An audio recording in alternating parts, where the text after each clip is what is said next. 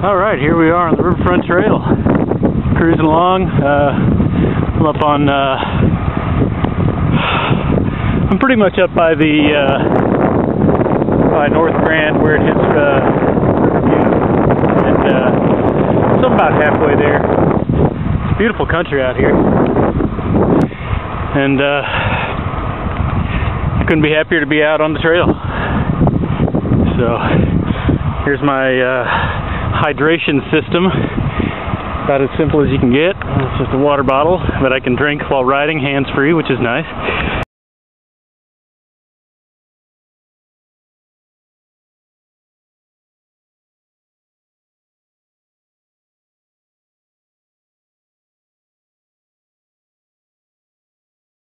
Okay, here I am at the Route 66 rest area, right before going across the Chain of Rocks Bridge over the Mississippi. Give a little quick rundown of my final equipment setup. I didn't like where the water bottles were. They weren't secure, so I just took those out and put another frame bag on there, just for snacks and whatnot. This one holds my my tools and my pump. As my water bottle set up. I've got the little side pannier. It's just got some odds and ends in it, some beef jerky and whatnot.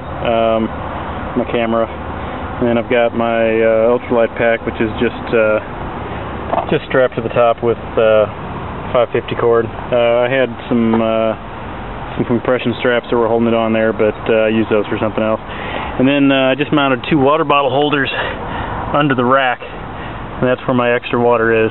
So that's actually working out pretty well. I do need to secure them pretty good to make sure I don't lose them, but yeah, it's been working pretty good. Alright, here we go across the Chain of Rocks Bridge. Illinois shore, 1 mile. And I'm about, I guess I'm about maybe 2/3 of the way into the trip. But I've still got a pretty long stretch to go. It's a really pretty part of the river up here. They got these lighthouses for the town of sandbars. They've got some rapids from the Chain of Rocks. And then the new Chain of Rocks bridge over there. It's just real nice. Beautiful day out too. See, it's about, about 65 degrees, maybe 70. Just right for riding.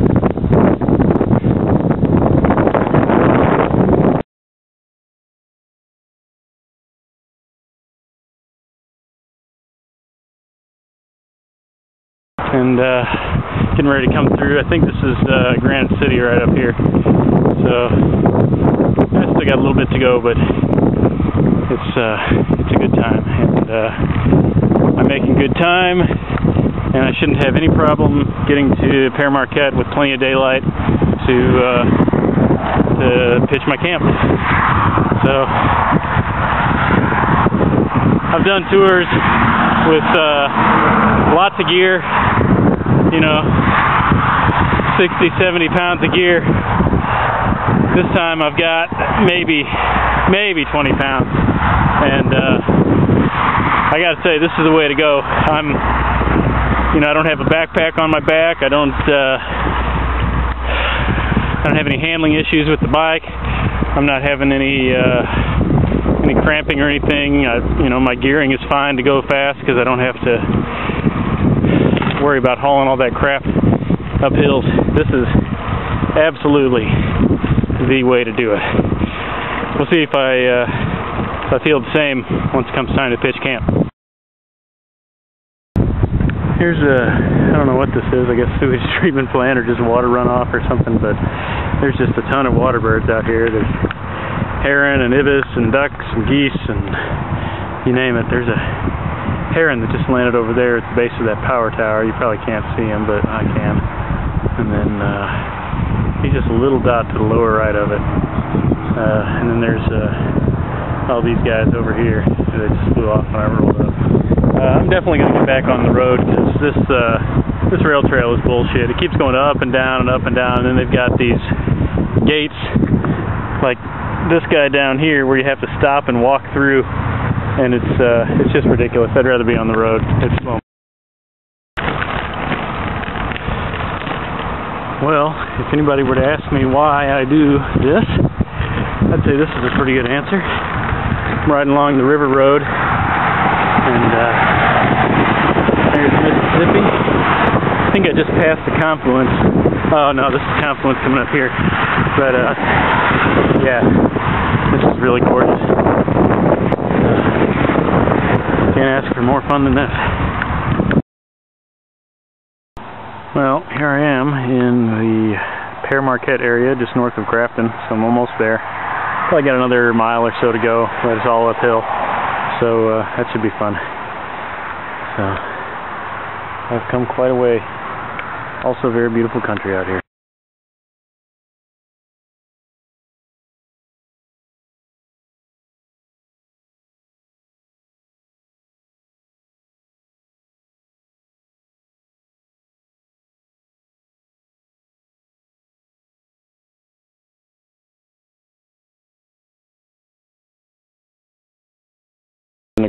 As an experiment, I'm just going to boil the water in this steel can and hope that it doesn't burn through.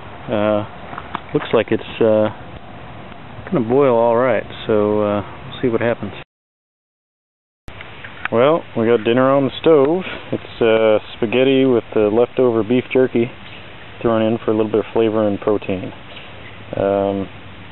And it should be cooking here in a minute, so pretty happy. Well, dinner is fixing right up, and water is boiling, so soon my spaghetti will be ready. Well, I figured out the trick with the water can. I can get it to boil, but what I need to do is not put so much water in there. I can't get it to boil with an entire water bottle, but with half of one it'll boil pretty quick. Well, here we are at the end of the night. It's about 5 a.m. and I'm getting ready to get up and continue my ride. The Alpha tent has proved adequate. That's about the best I'm going to say for it. Was bothered by bugs all night, and definitely should have brought a sleeping mat. And there's my alarm. But and also my sleep system is barely adequate as well. It kept me warm, but that's with all my clothes on and with a couple of trash bags wrapped around the sleeping bag, so I didn't get into the bivy sack because I figured I'd be too warm with that, but that's what we got. So here's the bicycle. Probably can't see it. So good morning.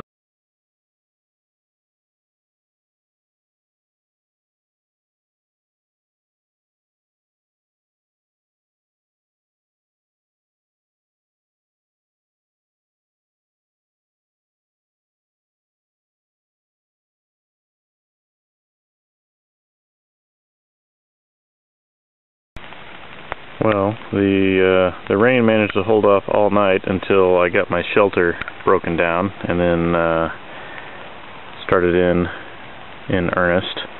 So here I am sitting on a picnic table with my Alpha umbrella over my head, waiting it out, packing up my gear, and here in a minute I'm going to go and eat my breakfast in the bathroom, most likely, because that's the only place that's dry. So, woohoo! Well, I'm getting ready to head out. I'm having my breakfast and got the bike packed up. Given my druthers, I would have just waited out the rain, but I've got a time schedule to keep. I got to be somewhere at 11:30, so this is what I've got to do: get out here in the rain and most likely be very uncomfortable for the next several hours. Woot. Well, I just destroyed my favorite bike. Coming down this hill, and didn't see this log in time because the rain was on my goggles, and just bent my frame and my fork. I might be able to bend it enough to ride out of here and get a lift. In the apocalypse, I'm sure I could bend it back and make it another 20 miles or so. So we shall see what happens. Well, here is the end of my journey. If this were the actual apocalypse, I am outfitted to continue on foot. I've got my backpack, and I've got water and poncho, decent walking shoes, etc., etc. So, you know, I'd still be good to go, but not as fast. But since this is the real world and I've got stuff to do, my wife is coming to pick me up. So that's the end of this glorious day.